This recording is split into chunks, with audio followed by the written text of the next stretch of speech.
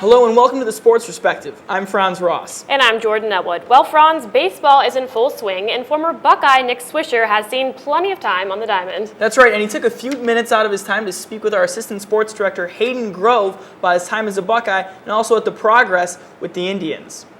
All right, thanks, guys. I'm here with Nick Swisher of the Cleveland Indians, a former Ohio State Buckeye. How are you doing today, Nick? Oh, man, everything's good. I mean, I wish the weather was a little better, but hey, I mean, it's April. That's right. It's April in Cleveland, and we just want to talk a little bit to you about your experience at Ohio State and what that means now that you're in a Cleveland Indian. I guess the first question I would have for you is, if the Indians courted you here to Cleveland, right, using videos of Jim Tressel, Urban Meyer, Gene Smith, how much did Ohio State play in your career? It's kind of like, where it all started. I think that's, after high school, I mean, that's, you're on your own, man. I mean, you got to move out of the house. I mean, next thing you know, you're doing your laundry. I mean, it's completely different. So I think for me, I was happy enough that I was close enough to home that if I needed to go for something, I was able to, but yet further enough away where it was kind of like, hey, I can be on my own and grow up and start to become a man. So I think for me, that was kind of where it all started for me. So I could not have been more honored to go there. I could not be more honored to represent them. And it's such a great university, man. It was such a blast for me. And speaking of representing, when you cross home plate, you do the OHIO after a home run, hang on Sloopy's play in the eighth inning. How do you think Cleveland's responded to your Ohio State love, I guess you could say?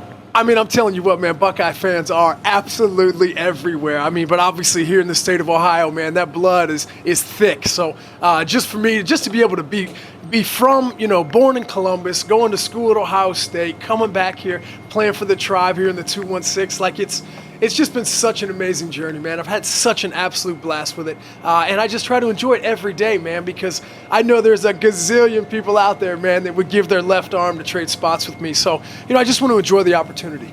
Now, you donated the money to make Nick Swisher Field Ohio State's baseball field. Can you talk a little bit about what that means to you and why you were so willing to donate that money for that? I guess I could say, first off, I never even thought that I would be the guy. I was like, oh, man, I mean, what an honor, what an opportunity. And not only that, I think just with, like we were talking a little bit about Gene Smith earlier and just how amazing of a man he is and what he does.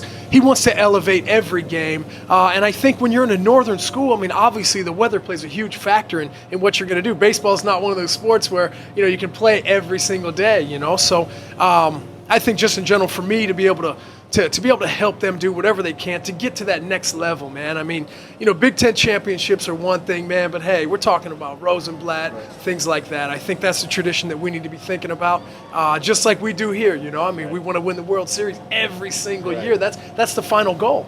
So I think just in general, man, just to be able to have the opportunity to do that, I mean, I was stoked, man. I was so excited. Yeah, he was showing us pictures, so that must have been a nice moment for you. It was great. Not to switch gears too much, but do you have any memories specifically of your time at Ohio State that stood out above the rest? I mean, any on the field, off the field things? I think, one of the best things that ever happened to me was, going into college, man, you're like, wow, this is a way different atmosphere than I've ever been used to. And especially me coming from a small town in West Virginia. So I think it was great for me to be on the baseball team because I automatically knew, 30, 35 guys to hang out with and this and that because it's got to be difficult, man, just going there on your own, not knowing anybody, and then trying to find, where you fit in. So I think just for me, man, just the camaraderie, man, just the college life. I mean, that was so much fun. I mean, I think it's something everybody has to do. And I think for me, I learned a lot about who I was. I grew up a lot. And then again, I mean, if it wasn't for Ohio State, I would never be here. Right. What is it, to be a Buckeye means a lot of different things to a lot of different people. What does it mean to you to be a Buckeye? I think just the biggest thing that I learned and that I hold dear to me is just that word tradition, man. I think it just branches so far back. And just to be able to maybe niche, etch my name in that tradition somewhere is definitely an honor because of such a strong university like that. I mean, the following is out of this world. So just to be able to be part of that and to experience that and to now, I guess, kind of still reliving it in a way with what I do. I'm just having a blast, dude. It's awesome. I don't mean to put you on the spot, But what would it mean to bring in a World Series championship to Ohio? You already have a ring. You already have a ring. What would it mean to bring a World Series to Ohio to Cleveland? I'm telling you what, bro. If that ever happened, they would blow the roof off of this place. I just think this place would absolutely just not only just enjoy that moment, but just know what it took. I mean, this is a blue-collar town, man. People work hard in this town, and I think the same thing for us. We're a gritty squad. We've got a lot of talent, man, and I think with what the front office is doing by locking guys up, keeping guys here for more than a year or 2 years, keeping guys around, helping develop that core camaraderie, it's been awesome, man. It's been great. But if that ever happened, man, I mean, statues everywhere. I mean, let's party, baby, because it would just be one of the most amazing. That would be one of the most amazing spectacles that you could ever see, and we're going to try our ass off to do that. Well, there you have it, Mr. Nick Swisher of the Cleveland Indians, sending it back to you guys in the studio. When we get back, we'll take a look at the Blue Jackets' playoff run and men's tennis recent streak. Stay tuned.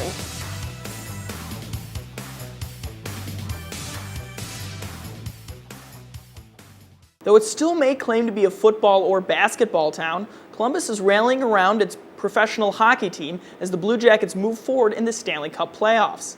Columbus started out the opening round in Pittsburgh as they lost the first game by a final score of 4-3.